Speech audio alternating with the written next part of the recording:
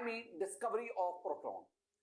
Discovery of proton की अगर मैं बात करूं ना, तो ये एक्सपेरिमेंट जो था ना, this experiment was discharge tube experiment.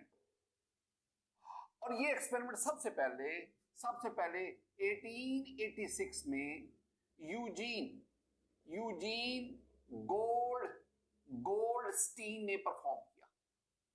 मैं एक आपको बात बताता चलूं, यूजीन गोल्डस्टीन से पहले भी बहुत सारे साइंटिस्ट ने डिस्चार्ज ट्यूब एक्सपेरिमेंट परफॉर्म किया था, लेकिन पॉजिटिव रेज की डिस्कवरी का जो क्रेडिट है वो हम यूजीन गोल्डस्टीन को देते हैं। अब डिस्कवरी ऑफ प्रोटॉन ये बाद की बात है, उसको हम बाद में देखेंगे। पहले तो मैं पॉजिटिव रेज इसकी तरफ आता हूं। स्टूडेंट, ये मेरे पास एक डिस्चार्ज ट्यूब है। It is made up of glass. ये ग्लास कहते हैं शीशा। ये ग्लास की बनी हुई है, ये शीशे की बनी हुई है। एक होता है सीसा, एक होता है शीशा। तो मैं ग्लास की बात कर रहा हूं। This discharge tube is made up of glass. यहां पे हमारे पास एक परफोरेटेड प्लेट है, परफोरेटेड, जिसके अंदर सुराख हैं। This one is a perforated plate. It is connected to negative terminal of the battery, so this is called it carries the negative charge, it acts as a cathode, so this is called perforated cathode। ये perforated cathode है। Similarly हमारे पास एक और यहां पे electrode है। it is connected to positive terminal of the battery, it carries the positive charge, और हम इसे कहेंगे दिस इज द एनोड। ये हमारे पास एनोड आ गया। ये जो हम बैटरी यूज करते हैं, this one is a high source voltage, और इसकी वोल्टेज 5000 से लेकर 10,000 वोल्ट तक होती है। अब यहां पे एक side tube which is connected to vacuum pump, ये उसके साथ कनेक्ट है। अब आप इस डिस्चार्ज ट्यूब के अंदर आप कोई भी सैंपल ले सकते हैं। आप सैंपल के तौर पर आप एयर ले सकते हैं, आप वाटर वेपर्स ले सकते हैं, आप कोई भी गैस ले सकते हैं। आप हाइड्रोजन गैस ले सकते हैं, आप हीलियम गैस ले सकते हैं, नाइट्रोजन ले सकते हैं, ऑक्सीजन ले सकते हैं, कोई भी गैस। यानी you must have the gaseous sample. आपने गैसियस सैंपल लेना। ये जो सारी मैं आपको बता रहा हूं ना बातें, ये सारी बातें आप cathode rays experiment, discovery of electron, उसमें भी यही सारी बातें। उसमें सिर्फ उसमें और इसमें फर्क क्या है, यहां जो हम कैथोड यूज कर रहे हैं वो परफोरेटेड है, वो छाननीदार है, उसमें सुराख है, उसमें कैनल्स है। अब कोई एक इसमें से, मैं हाइड्रोजन की बात करता हूं। ये हाइड्रोजन है, हाइड्रोजन गैस को इसके अंदर, ये हाइड्रोजन का एक एटम है, ये एटम है, ये हाइड्रोजन का एक और एटम है, ये हाइड्रोजन का एक और एटम है, ये हाइड्रोजन का एक और एटम है। हाइड्रोजन के एटम के अंदर एक प्रोटॉन, बाहर एक इलेक्ट्रॉन, एक प्रोटॉन जिसकी वजह से प्लस, बाहर एक इलेक्ट्रॉन, प्रोटॉन, बाहर एक इलेक्ट्रॉन, प्रोटॉन, बाहर एक electron. These are hydrogen atoms. अगर आप हाइड्रोजन गैस को इसके अंदर नॉर्मल प्रेशर पर लेंगे, आई मीन 760 टॉर पे, तो मॉलिक्यूल्स की तादाद इतनी ज्यादा होगी कि वो कंडक्शन में रुकावट पैदा करेंगे। आप क्या करते हैं, आप वैक्यूम पंप की मदद से ना यहां से हाइड्रोजन निकालते हैं। असल मेरी बात को सुनना, मैं पॉइंट जरा सुनना। होता भला क्या है, जब आप इसको कैथोड को और एनोड, जब आप इन्हें बैटरी से कनेक्ट करते हैं ना, तो कैथोड से इलेक्ट्रॉन निकलते हैं। उन इलेक्ट्रॉन ने एनोड की तरफ जाना होता है। उन इलेक्ट्रॉन की मूवमेंट के लिए they need the conducting medium, उन्हें कंडक्टिंग मीडियम देते हैं। अब अगर हम नॉर्मल प्रेशर पर एयर को ले या हाइड्रोजन गैस को नॉर्मल प्रेशर 760 टॉर पर, तो हाइड्रोजन के मॉलिक्यूल या एटम की तादाद इतनी ज्यादा होगी कि वो फ्लो ऑफ इलेक्ट्रॉन में रुकावट पैदा करेंगे। फिर क्या किया जाए, आप हाइड्रोजन की मॉलिक्यूल्स या एटम की तादाद कम करो। जब आप हाइड्रोजन के एटम्स की तादाद कम करते जाएंगे तो इसके अंदर हाइड्रोजन का प्रेशर रिड्यूस करता जाएगा, यहां तक कि जब इसके अंदर प्रेशर ऑफ हाइड्रोजन 0.01 टॉर या इससे भी कम हो जाए, तो अब क्या होगा, अब कैथोड से ये इलेक्ट्रॉन निकलेगा, ये इलेक्ट्रॉन इस एटम से टकराएगा। जब टकराएगा तो ये इलेक्ट्रॉन इस एटम से भी इलेक्ट्रॉन को निकाल देगा। अब जब एटम से लॉस ऑफ इलेक्ट्रॉन होता है तो केमिस्ट्री में हम टर्म बोलते हैं आयोनाइजेशन। इसका मतलब है इस इलेक्ट्रॉन ने जो कैथोड से निकला, जिसने एनोड की तरफ जाना है, इसकी इन गैसियस एटम पर बम्बारमेंट हुई। इस इलेक्ट्रॉन ने गैसियस एटम से इलेक्ट्रॉन को निकाला, loss of electron is called ionization, ionization हुई। अब ये इलेक्ट्रॉन इससे भी टकराया, इसकी भी आयोनाइजेशन, इसकी भी आयोनाइजेशन। इसका मतलब है आपके पास जो गैसियस सैंपल है उसमें मेजॉरिटी एटम्स या मॉलिक्यूल की आयोनाइजेशन हुई। अब आयोनाइजेशन के नतीजे में दो चीजें हासिल हुई, एक ये इलेक्ट्रॉन हासिल हुई, ये इलेक्ट्रॉन, और ये इलेक्ट्रॉन ना, ये इलेक्ट्रॉन कैथोड से एनोड की तरफ चल पड़ते हैं। बाकी जो एटम का हिस्सा बचा उसे मैं कहूंगा पॉजिटिव आयन। पॉजिटिव आयन, जब न्यूट्रल एटम से लॉस ऑफ इलेक्ट्रॉन होता है तो we have the positive ion, cation. तो बाकी जो कैटाइंस बचेंगे पॉजिटिव चार्ज होने की वजह से, वो कैथोड की तरफ जाएंगे। इसका मतलब हुआ हमारे पास दो किस्म की रेज प्रोड्यूस हुई। वो रेज जो कैथोड से एनोड की तरफ आती है, जो इलेक्ट्रॉन्स पर मुश्तमिल है, उनको हम कहते हैं they are the cathode rays, cathode rays. और वो रेज जो कैटाइन पर मुश्तमिल है, जो एनोड से कैथोड की तरफ जाती हैं, उनको हम तीन नाम देते हैं। उनको हम पॉजिटिव रेज भी कहते हैं, due to having the positive charge. उनको हम एनोड रेज भी कहते हैं, क्योंकि इधर को जाने वाली कैथोड रेज, उनके अपोजिट आने वाली एनोड रेज। और तीसरी बात, हम इन रेज को कैनल रेज भी कहते हैं। क्यों कैनल रेज क्यों कहते हैं? क्योंकि अगर आप इस परफोरेटेड कैथोड को उठाओ ना, इसके सुराख आपको कैनल्स, नालियों की तरह नजर आते, और ये इसमें से पास कर जाती है। एक बड़ी खूबसूरत बात, बहुत अहम बात नोट करना, ये डिस्चार्ज ट्यूब किसकी बनी हुई? ग्लास की। ये जो कैथोड रेज हैं, ये जब यहां पे स्ट्राइक करती हैं डिस्चार्ज ट्यूब से, जब डिस्चार्ज ट्यूब की वाल से कैथोड रेज स्ट्राइक करती हैं, तो ग्रीनिश फ्लोरेसेंस प्रोड्यूस होती है। और जब पॉजिटिव रेज इन कैनल से पास करके यहां पे टकराती हैं, तो रेडिश फ्लोरेसेंस प्रोड्यूस होती है। ये ज़हन में रखना, ये नुक्ता मैंने आपको दे दिया। अब जरा एक और बात, एक छोटी सी बात, वो वाला क्या ज़हन में रखनी, मैं आपको समझाने के लिए सिर्फ कह रहा हूं। एक लफ्ज होता है पार्टिकल, एक लफ्ज होता है रे। पार्टिकल जर्रा, रे श्वा। बेटा जी टेक्निकल तो इसमें बहुत सारा डिफरेंस होगा ना, मैं तो सिर्फ अपने मतलब की बात यहां पे करूंगा। मैं तो आपको ये बात समझाने की कोशिश करूंगा।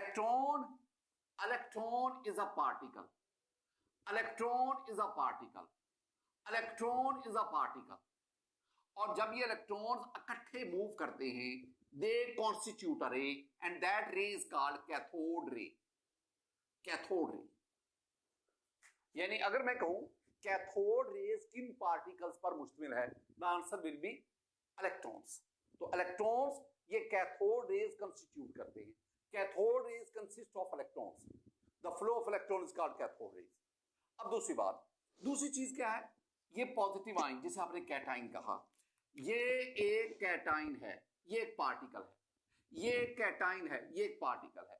ये एक कैटाइन है, ये एक पार्टिकल है। जब ये कैटाइंस मूव करते हैं, they constitute the positive raise. तो पॉजिटिव रेज किस पर मुश्तमिल है? कैटाइंस पर, पॉजिटिव आयंस पर। और अगर मैं कहूं कि पॉजिटिव रे का पार्टिकल क्या है, तो पॉजिटिव रे का पार्टिकल क्या है? कैटाइन है, पॉजिटिव आयन है। ये कुछ बातें आपने ज़हन में बिठानी। स्टूडेंट, ये जो मैंने आपको इतना बताया ना, इसमें सिर्फ मैंने आपको जो मेन बात बताई कि डिस्चार्ज ट्यूब के अंदर साइमल्टेनियसली पॉजिटिव रेज भी प्रोड्यूस होती है, कैथोड रेज भी। एक ही वक्त में दोनों किस्म की रेज प्रोड्यूस होती है। Cathode rays consist of electron, while positive rays they consist of cation। अब ये तो एफएससी थी। हम ना थोड़ा सा और एफएससी को खंगालते हैं। हम ना प्रॉपर्टीज ऑफ पॉजिटिव रेज की तरफ आते हैं। पॉजिटिव रेज इनकी प्रॉपर्टीज की तरफ आते हैं, पॉजिटिव रेज की तरफ। अब जरा सुनना गौर से। पॉजिटिव की रेज की प्रॉपर्टीज 3-4 हैं, वो आपको आनी चाहिए। वो सिंपल सी है कि पॉजिटिव रेज, इनको पॉजिटिव रेज क्यों कहते हैं। पहले तो ये बात अपना कि जब हम इनको इलेक्ट्रिक फील्ड में से पास करवाते हैं, they bend towards the negative plate, it shows that they carry the positive charge.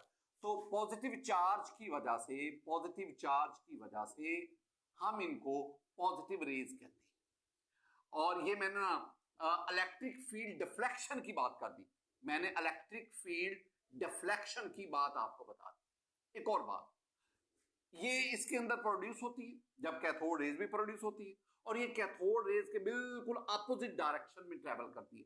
यानी दूसरी बात, travel in direction opposite to, ये आपको पता है इसलिए मैं तेजी से लिख रहा हूं, अपोजिट टू कैथोड रेज। एक और चीज और वो है एक लफ्ज, एक compound zinc sulphide. Zinc sulphide is a black matter. आप कह लो ये ब्लैक पेंट है, पेंट। आपके पास ना एक सरफेस है, कोई स्टिप है, कोई प्लेट है, आप इस सरफेस के ऊपर जिंक सल्फाइड का पेंट कर दें, इसका ना, इसकी जो बेस है, ये जो सरफेस है, ये ब्लैक हो जाएगी, dark black. This one is called photographic plate. इसका मतलब हुआ आम सरफेस के ऊपर जब आप जिंक सल्फाइड को पेंट कर देते हैं, that becomes the photographic plate. अब ये जो पॉजिटिव रेज हैं, जब ये फोटोग्राफिक प्लेट से टकराती है, यहां पे आके यहां पे टकराती हैं, दे प्रोड्यूस द फ्लैश, चमक पैदा करती है। मैंने यहां पे फ्लोरेसेंस क्या कही, ग्लास डिस्चार्ज ट्यूब से टकराएंगी तो रेड फ्लोरेसेंस, और कैथोड रेज स्ट्राइक करेंगी तो ग्रीनिश फ्लोरेसेंस। लेकिन अगर ये फोटोग्राफिक प्लेट से टकराएंगी तो ये फ्लैश, चमक पैदा करेगी। ये सारी एफएससी थी, मैंने समराइज करके 8-10 मिनट में आपको बताया। Now we start the anti test. अब हम एंटी टेस्ट की तरफ आते हैं। एंटी टेस्ट हमें क्या कहता है? एंटी टेस्ट में ना पहले मैं हाइड्रोजन की बात करता हूं, गौर से सुनना है, गौर से बात को सुनना है। हाइड्रोजन स्टूडेंट, मेरे पास ना ये डिस्चार्ज ट्यूब है, डिस्चार्ज ट्यूब मैं रफ सा बनाता हूं। मैं इसमें अब हाइड्रोजन गैस को बतौर सैंपल लेता हूं। मैं हाइड्रोजन का एक एटम बनाऊंगा। ये हाइड्रोजन का एक एटम है। हाइड्रोजन के 3 एटम्स होते हैं जिन्हें हम आइसोटोप्स कहते हैं, प्रोटियम, ड्यूटियम, ट्रीटियम। तीनों में मोस्ट अबंडेंटली एग्जिस्ट करता है प्रोटियम, और प्रोटियम के न्यूक्लियस में एक प्रोटॉन होता है जिसकी वजह से प्लस चार्ज, और बाहर एक इलेक्ट्रॉन होता है। ये हाइड्रोजन, इधर आपने वो परफोरेटेड कैथोड लिया, इधर आपके पास एनोड है, इनको बैटरी से आपने कनेक्ट किया, व्हाटएवर द केस, जो अभी हम ऊपर डिस्कस कर चुके हैं। अब हुआ क्या? अब हुआ ये कि ये जो कैथोड से इलेक्ट्रॉन निकलेगा, उस इलेक्ट्रॉन की इस एटम पर बम्बारमेंट होगी, और वो इलेक्ट्रॉन इस हाइड्रोजन एटम से इस इलेक्ट्रॉन को नॉक आउट करेगा। 2 इलेक्ट्रॉन आ जाएंगे। एक तो वो इलेक्ट्रॉन जो इससे टकराया वो ये है, और एक वो इलेक्ट्रॉन जो यहां से निकला, यानी नॉक्ड इलेक्ट्रॉन, और दूसरा स्ट्राइकिंग इलेक्ट्रॉन। अब ये जो इलेक्ट्रॉन है ये इधर को मूव करते हैं। ये तो मैंने आपको डिस्चार्ज में एक एटम की आयोनाइजेशन की बात की। इसके अंदर तो खरबों के खरबों, trillions of trillions hydrogen atom होते हैं, और उन एटम में से ज्यादातर की आयोनाइजेशन होती है, and you have a lot of electrons, and those electron move and they constitute the cathode raise. यानी हाइड्रोजन गैस को जब आप लेते हैं तो आपके पास जो कैथोड रेज बनती हैं, cathode rays, those cathode rays consist of electrons. ये इलेक्ट्रॉन्स पर मुश्तमिल हैं। अब दूसरी बात, एटम का जो बकिया हिस्सा बचा, जिसे आप कैटाइन कहते हैं, ये कैटाइन सिर्फ एक न्यूक्लियस पर मुश्तमिल है, और उस न्यूक्लियस में सिर्फ एक प्रोटॉन है, सिर्फ एक प्रोटॉन है। इसका मतलब है कि इस सूरत में जो पॉजिटिव रे पार्टिकल है ना, पॉजिटिव रेज जो बनती हैं, वो जिस पार्टिकल पर मुश्तमिल है, जिसे हम पॉजिटिव आयन कहते हैं, जिसे हम कैटाइन कहते हैं, that is actually a proton. वो एक प्रोटॉन है, वो एक प्रोटॉन है। एक तो फिलहाल आप मेरी बात को यहीं तक रखें। अब मैं एक और काम करता हूं। अब मैं ऑक्सीजन को ले लेता हूं। ऑक्सीजन, मुझे पता है कि ऑक्सीजन O2 है, मुझे पता है कि oxygen O double bond O है। मैं ना आपको समझाने की खातिर सिर्फ इस डिस्चार्ज ट्यूब में, आपको समझाने की खातिर डिस्चार्ज ट्यूब में सिर्फ एक ऑक्सीजन का एटम लेता हूं। अब जरा सुनना, ऑक्सीजन एटम के न्यूक्लियस में जरा मुझे ये बड़े साइज का एटम बनाना पड़ेगा और वो डिस्चार्ज ट्यूब से बाहर निकल जाएगा। लेकिन आप इसको समझो ना, इसमें प्रोटॉन 8 है, न्यूट्रॉन 8 है, 2 इलेक्ट्रॉन की शेल में और 6 इलेक्ट्रॉन एल शेल में। This one is oxygen atom. मैं एक ऑक्सीजन एटम की बात कर रहा हूं।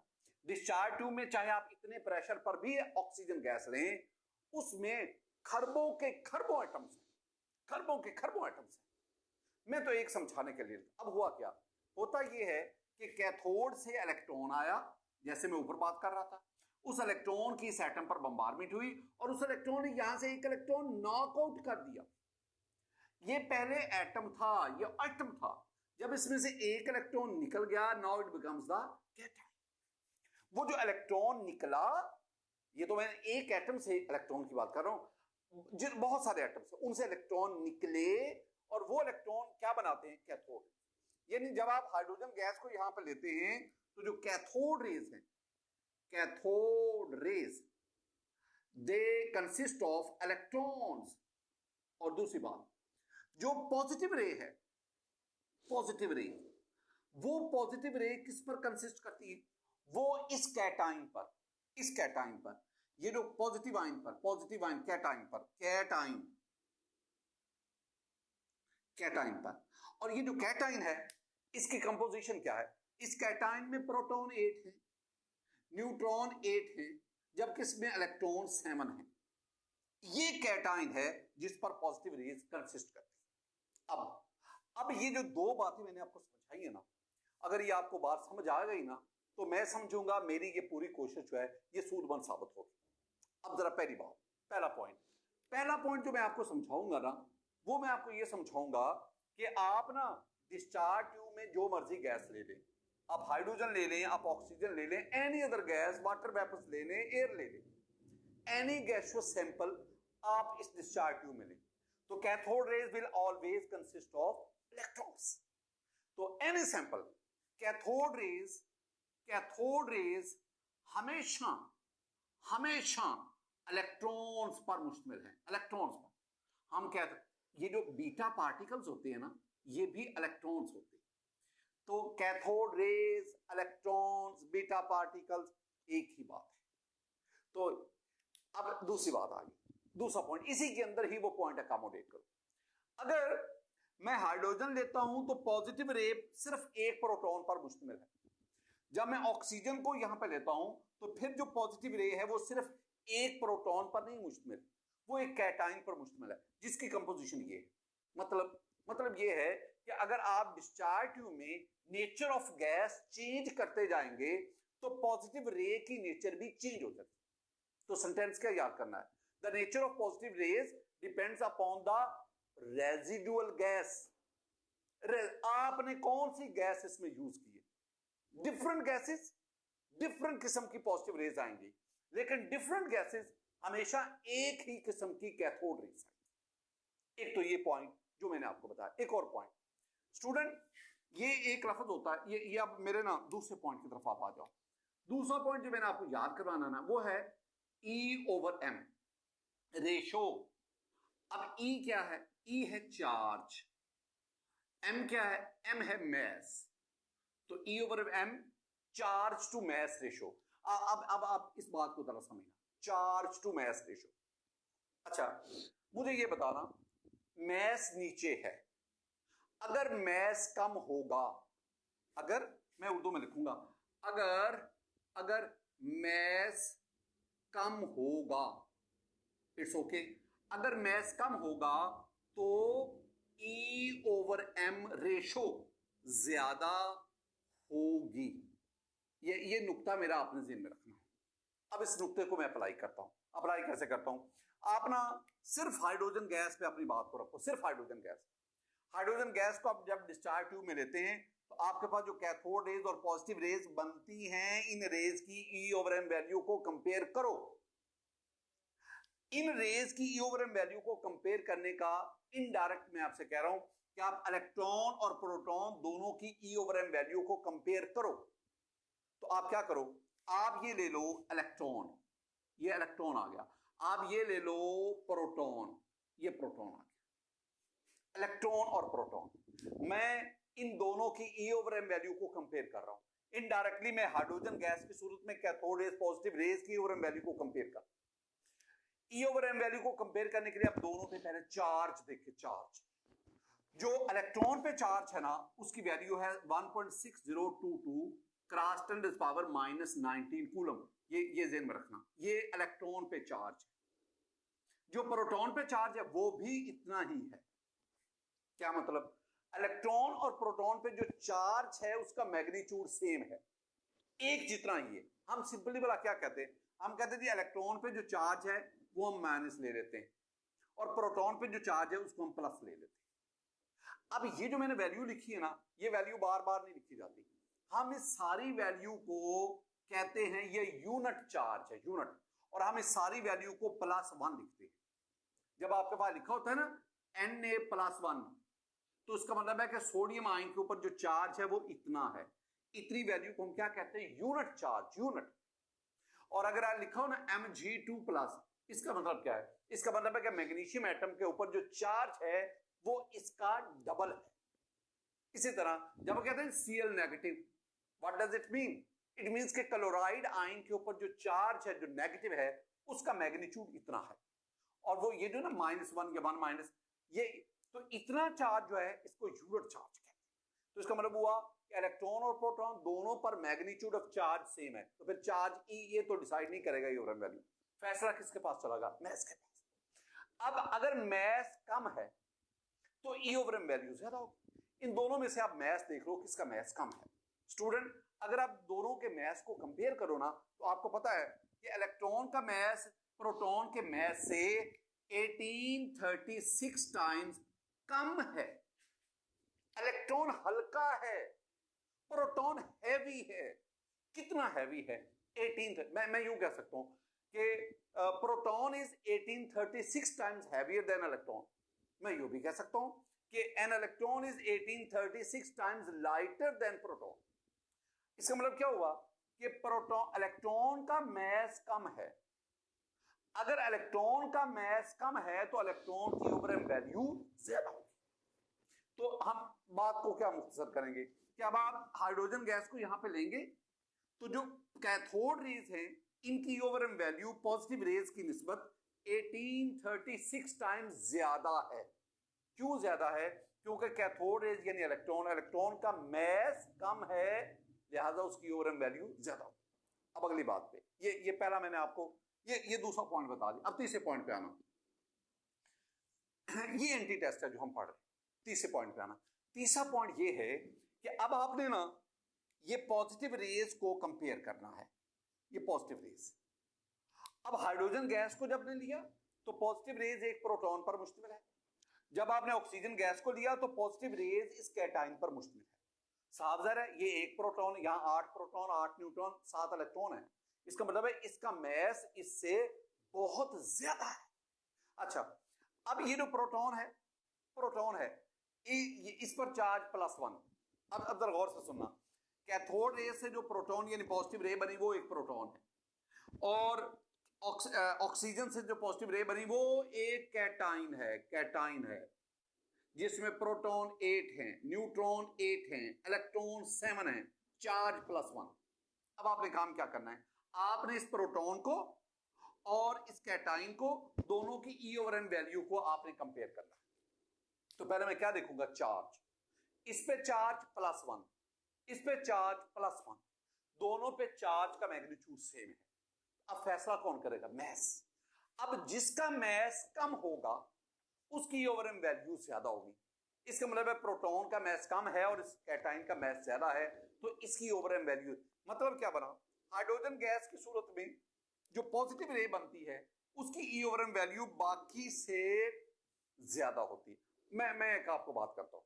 ये आपके पास एक है हाइड्रोजन है, आपके पास हीलियम है, आपके पास नाइट्रोजन है, N2 में कह रहा हूं नाइट्रोजन है, आपके पास ऑक्सीजन है। आपने ये 4 डिफरेंट गैसेस आप डिस्चार्ज ट्यूब में लेते हैं। अब हर एक गैस से पॉजिटिव रे बनती है। मेरा सवाल है कि किस गैस की पॉजिटिव रे की वैल्यू सबसे ज्यादा होगी? तो सब गैसेस से जो पॉजिटिव रे बनेगी यानी जो पॉजिटिव रे पार्टिकल बनेगा उस पर चार्ज तो +1 है। तो फैसला फिर कौन करेगा? मैस। इसमें इन चारों में जिस गैस का मैस कम होगा उसकी ईओएम वैल्यू सबसे ज्यादा होगी। आप जानते ना कि हाइड्रोजन का मैस जो है वो 2 होता है, हीलियम का 4 होता है, नाइट्रोजन 28 होता है, ऑक्सीजन 32 होता है। तो इसका मतलब है कि हाइड्रोजन गैस से जो पॉजिटिव रे बनेगी उसकी ईओएम वैल्यू सबसे ज्यादा, और ऑक्सीजन गैस से जो पॉजिटिव रे बनेगी उसकी ईओएम वैल्यू सबसे कम। ये आप इस नुक्ते से आखिरी बात, ये जो मैंने आपको बातें बताई ये मुख्तलिफ एमसीक्यूज हैं जो एंटी टेस्ट में पूछे जाते हैं। आखिरी बात, ये जो एक्सपेरिमेंट आपने पढ़ा ना, experiment, this experiment was performed by Goldstein, Eugene Goldstein in 1886। तो जो पॉजिटिव रेज की डिस्कवरी का क्रेडिट आप यूजीन गोल्डस्टीन को दे दें, लेकिन डिस्कवरी ऑफ प्रोटॉन इसका क्रेडिट आप इसको नहीं दे सकते। डिस्कवरी ऑफ प्रोटॉन का क्रेडिट आपको देना पड़ेगा रदरफोर्ड को, रदरफोर्ड। और रदरफोर्ड ने 1909 में प्रोटॉन को डिस्कवर किया था। Student, all this is about the, एक और काम करना, इससे पहले जो है वो आप डिस्कवरी ऑफ इलेक्ट्रॉन पढ़ते हैं, कैथोड रेज एक्सपेरिमेंट, उसमें वो पूरे का पूरा experiment just like this one, और उसके बाद आप प्रॉपर्टीज ऑफ कैथोड रेज, तो उन तमाम प्रॉपर्टीज को भी एक दफा रीड आउट कर लेना, शायद उसमें से भी कोई क्वेश्चन आपसे पूछे। अब हम बढ़ते हैं अगले टॉपिक की तरफ, दैट इज क्वांटम नंबर।